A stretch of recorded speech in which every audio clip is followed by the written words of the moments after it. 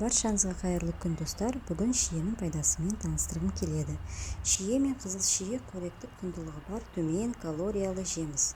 Қышқыл және тәтті жемістерді таңғы, түскі және кешкі астардан кейін тұтынғаныңыз абзал. Бір маусымда шие мен қызыл шиенің 5 келісін жесеңіз, ағзаңызды қажетті дәрумендер мен микроэлементтерге байытасыз. Шие мен қызыл шиенің салдарында жүйке жүйенің толыққанды жұмыс істеуіне қажетті тері, шаш және тырнаққа пайдалы В тобындағы витаминдер, көздің көруін жақсартатын, тіс пен сүйекті қатайтатын, темір және фолий қышқылы, ағзаны инфекциялар мен вирустардан қорғайтын және қартаюды тежеттіретін С витамині бар. Жемістердің жапырақтарының да адамға берер пайдасы мол. Себебі бұл жемістердің жапырақтарында бактериялардың көбеюін залалдандыратын көптеген фитонцидтер бар.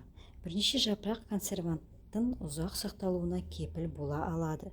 Егер дене бітіміңізді бір қалыпта ұстағыңыз келсе, тамақтану алдында бірнеше шие мен немесе қызыл шие жеуге кеңес береміз.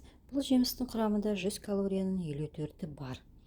Қызыл шие мен шие құрамындағы Е және С дәрумендері қартаю процесін баяулатады.